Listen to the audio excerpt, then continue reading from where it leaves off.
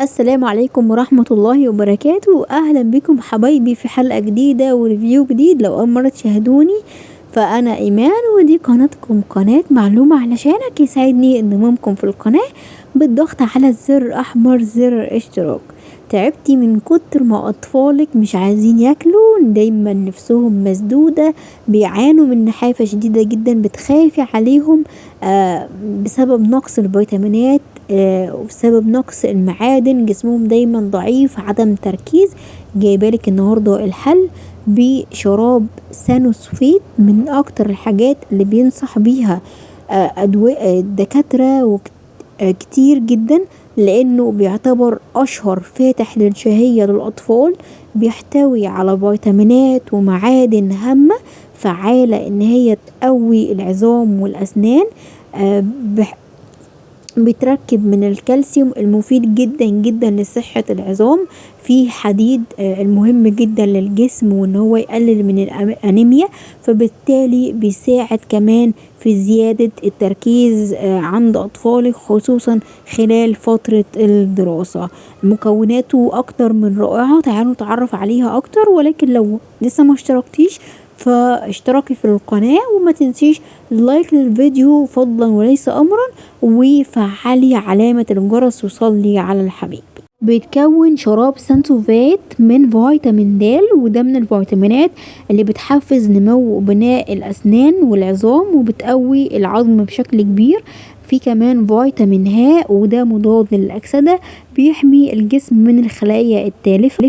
وايضا فيتامين ب6، وده ليه دور هام جدا في نمو الطفل وبيساعد في تكوين الهرمونات في الجسم. وفيتامين ب5 اللي بيكون خلايا الدم، وفيتامين ب3 وفيتامين ب أ، وكل دي فيتامينات موجودة في هذا الشراب، بتساعدك جدا جدا في فتح الشهية، وفي نفس الوقت بتمد الجسم بكل العناصر اللي بتفيد طفلك. علشان كده هو من الحاجات المهمة جدا، لانها بتساعد في نمو صحي للطفل وبتقوي العظام والاسنان، وبتبني اسنان قوية صعب ان هي تتساقط لاحتوائه على الكالسيوم.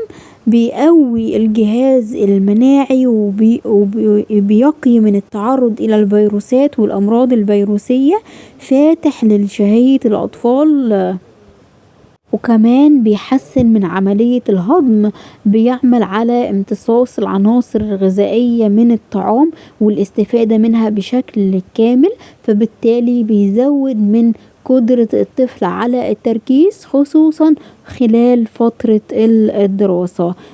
في تركيزات مختلفة من الشراب، فأتمنى ان انتوا لما تيجي تشتريه خلي بالكم ان في منه احجام، ولازم طبعا يكون تحت اشراف متخصص طبيب، هو اللي بيحدد الجرعة والمدة الزمنية، وده بيكون بناء على وزن وصحة الطفل. فارجوكم بلاش تستعملوا حاجة من تلقاء نفسكم، حتى لو الحاجة دي فيها مواد طبيعية او فيتامينات ما ينفعش برضو نستخدمها، عشان كل حاجة حتى لو فواكه لو استخدمناها بشكل كبير بتأثر علينا.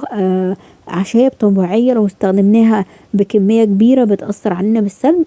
كذلك برضو الأدوية لازم زي ما ليها شق إيجابي ليها شق سلبي، طول ما احنا بنستخدمها بالطريقة السليمة والصحيحة مش هيحصل منها أي مشاكل، وهيفيدكم جدا جدا جدا، خصوصا لو الجسم بيعاني من نقص فيتامينات زي فيتامين د والكالسيوم، او عظمه ضعيف، فهيحميكي جدا من نقص الفيتامينات، هيحميكي من التعرض الى الكساح واضطرابات النمو.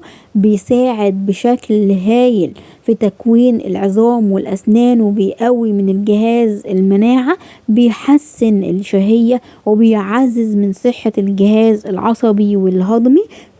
فهو من الحاجات التحفة، ولكن برضو ليه شوية من موانع الاستعمال، منها مثلا يمنع استخدامه لكل حد بيعاني من فرط حساسية تجاه أي من مكونات الشراب، وبيمنع تناوله للأشخاص اللي بيعانوا من زيادة الكالسيوم في الدم أو زيادة الكالسيوم في البول.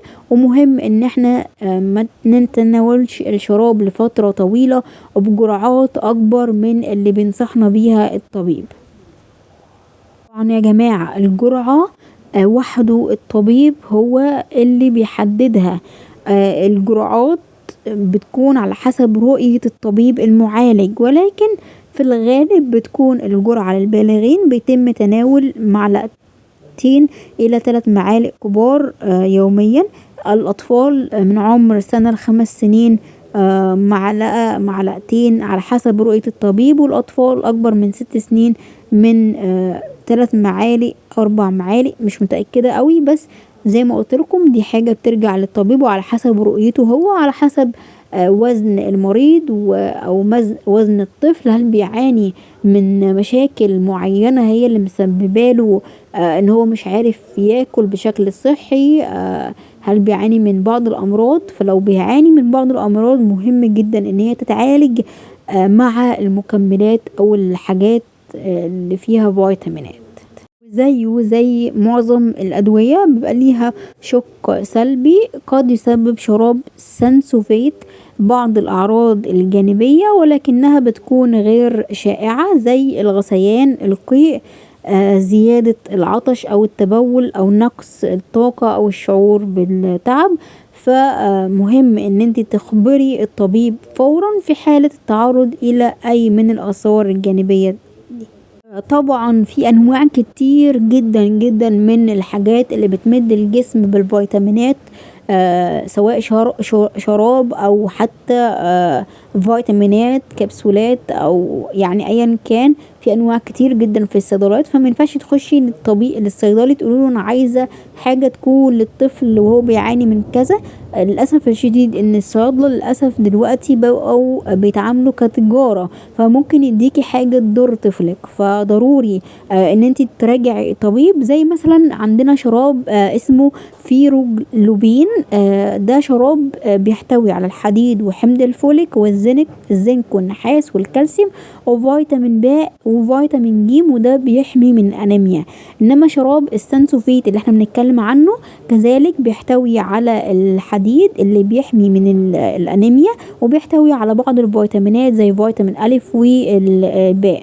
وفي سنسوفات الكالسيوم، وده بيحتوي على الكالسيوم اللي بيقوي العظام، وبالتالي بيحميكي من ضعف العظام نتيجة نقص الكالسيوم. فعشان كده كل طفل بيبقى ممكن يكون بيعاني من نقصان الوزن وجسمه ضعيف، ولكن بيبقى جسمه محتاج حاجة معينة، زي مثلا بيعاني من أنيميا ولكن عظمه سليم. في ناس تانية عظمها في نقص في الكالسيوم ولكن ما عندوش أنيميا. فالطبيب وحده هو اللي بيحدد الجرعة وبيحدد الحاجة العلاجية اللي بتناسب كل طفل. فعشان كده أرجوكم تستعملوا المنتج تحت إشراف طبيب، هو حاجة عظيمة جدا لو هتستخدموه هيفيدكم جدا جدا لكل طفل. لو وصلت معايا لحد النقطة دي فأكيد الريفيو يكون عجبك، فأتمنى ان انت تشجعيني عن طريق اللايك، تعملي شير كتير كتير كتير في كل الجروبات وعلى صفحتك الخاصة على الفيسبوك عشان أكبر عدد يستفاد إن شاء الله رب العالمين.